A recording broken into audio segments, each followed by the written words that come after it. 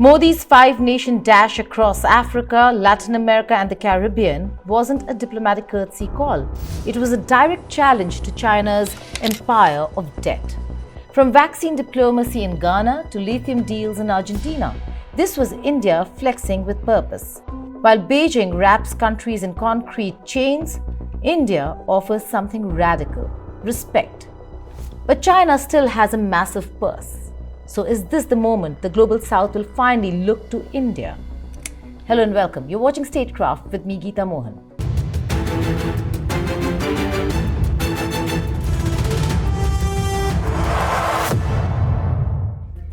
In July 2025, Prime Minister Narendra Modi launched a high-stakes foreign policy blitz through Ghana, Trinidad and Tobago, Argentina, Brazil and Namibia. The mission: shift the center of gravity in the Global South. India brought trade, tech and trust to the table, without loans laced with leverage. Defense, health, energy, minerals, everything's on offer minus the fine print. Is this how India rewrites the China-dominated rulebook?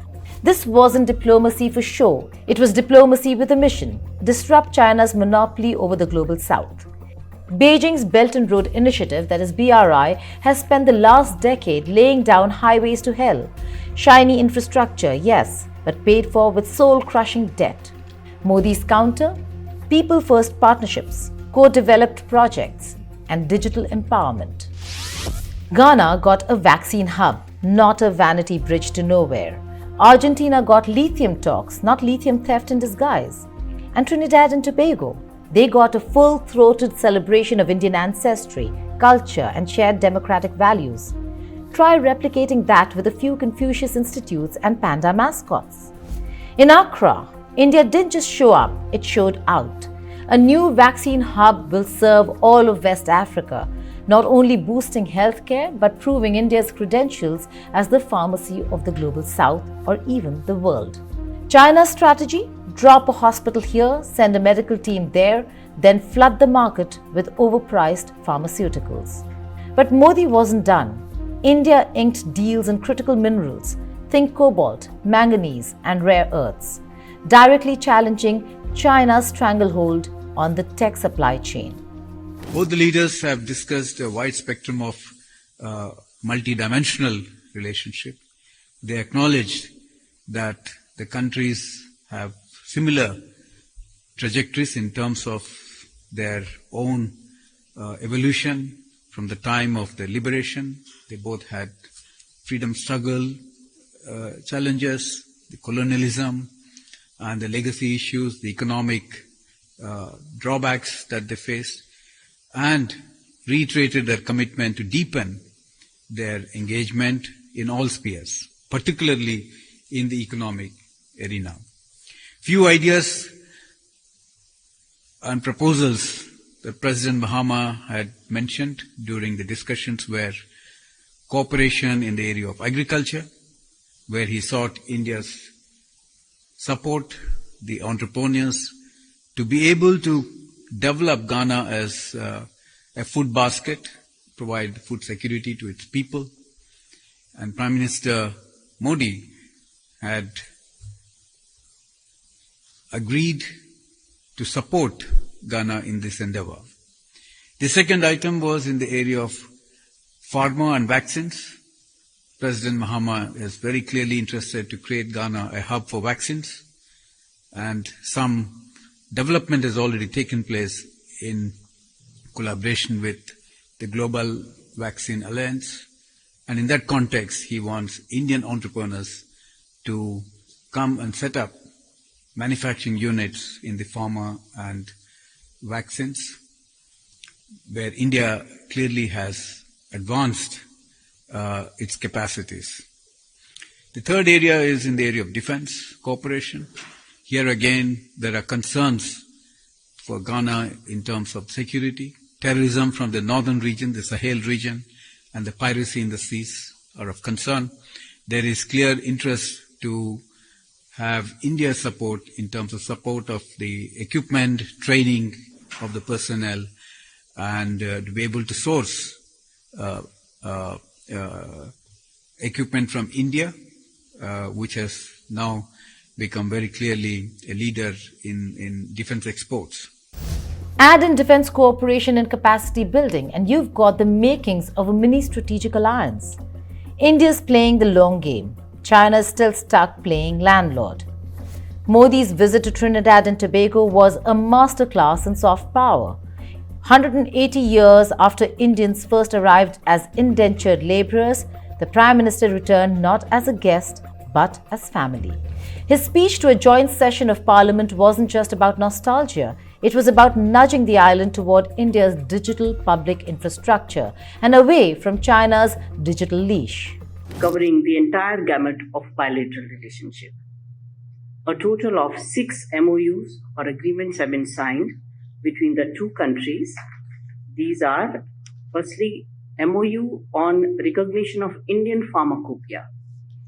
The signing of this MOU will provide improved access to Indian pharmaceutical products to Trinidad and Tobago market and will help the citizens of this country to get safe and quality medicines at affordable price.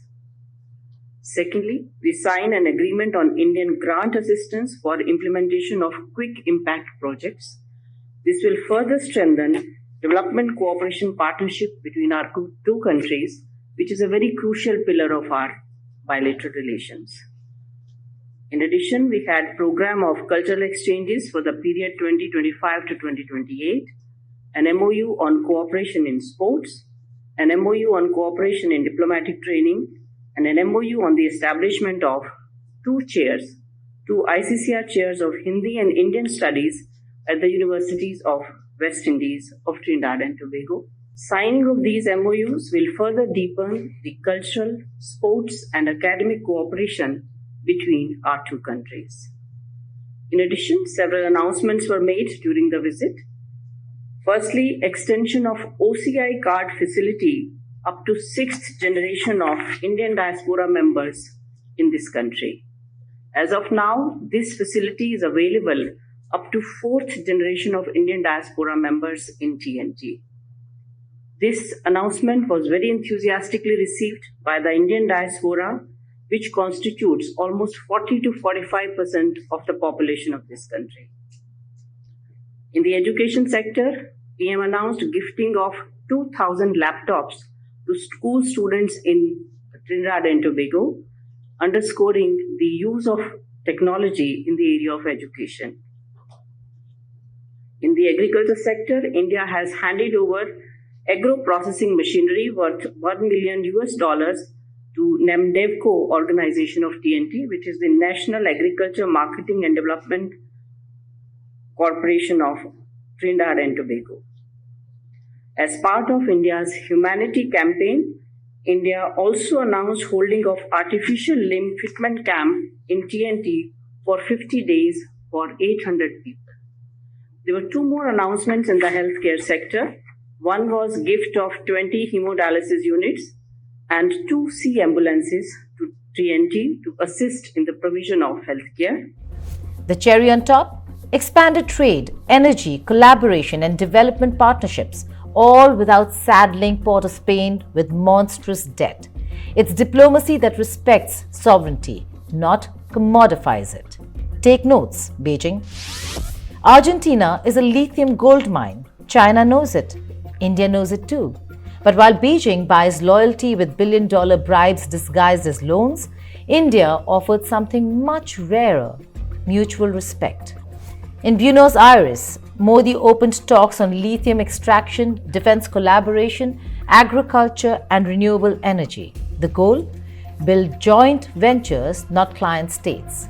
Where China throws money at mining contracts and ships out raw material, India is offering tech transfers, training, and clean partnerships.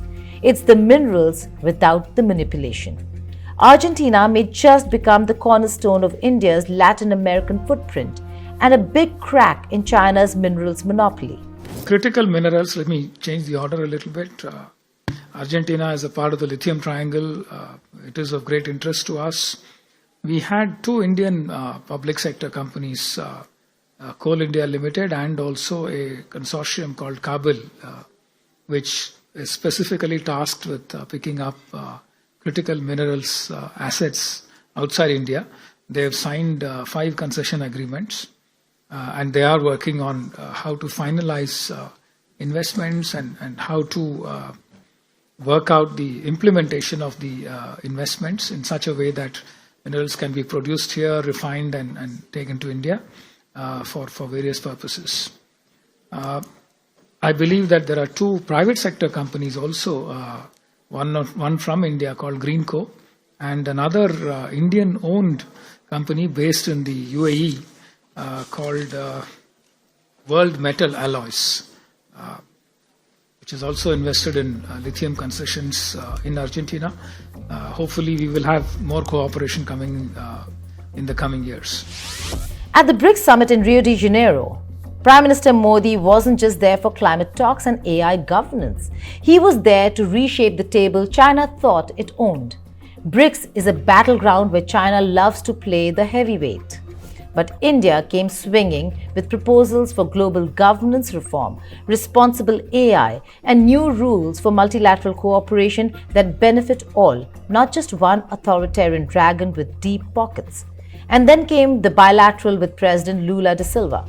India pushed for deeper trade, energy, and tech ties, real cooperation, not the usual build, operate, exploit model Beijing flaunts. If China wanted to dominate BRICS, Modi just made it a lot harder. रियो और Brasilia में हमारे गर्मजोशी भरे स्वागत के लिए मैं राष्ट्रपति लूला का, मेरे मित्र का हार्दिक आभार व्यक्त करता हूं। अमेजन की प्राकृतिक सुंदरता और आपकी आत्मीयता दोनों ने हमें मंत्र मुग्ध कर दिया है। आज राष्ट्रपति जी द्वारा मुझे ब्राजील के सर्वोच्च राष्ट्रीय सम्मान से विभूषित किया जाना मेरे लिए ही नहीं बल्कि 140 करोड़ भारतवासियों के लिए भी अत्यंत गर्व और भावुकता का पल है। मैं इसके लिए उनका, ब्राजील सरकार और ब्राजील के लोगों का हृदय से आभार व्यक्त करता हूं। फ्रेंड्स, मेरे मित्र राष्ट्रपति लूला भारत और ब्राजील स्ट्रेटेजिक पार्टनरशिप के चीफ आर्किटेक्ट हैं। हमारे संबंधों को प्रगाढ़ करने में उनकी महत्वपूर्ण भूमिका रही है। मुझे उनके साथ हर मुलाकात में दोनों देशों के लोगों की समृद्धि और कल्याण के लिए काम करने की ऊर्जा मिली है। मैं इस सम्मान को भारत के प्रति उनकी गहरी प्रतिबद्धता और हमारी अटूट मित्रता को समर्पित करता हूं। Namibia and India share something Beijing can't fake: anti-colonial roots. Modi's visit celebrated that shared past while sketching a future of military and development cooperation. India is ramping up joint defense projects, maritime security discussions, and capacity building initiatives. No threats, no bases, and certainly no strings. China, meanwhile, has already planted its military flag in Djibouti, and whispers of similar plans across Africa, with leaders eyeing Beijing with growing suspicion.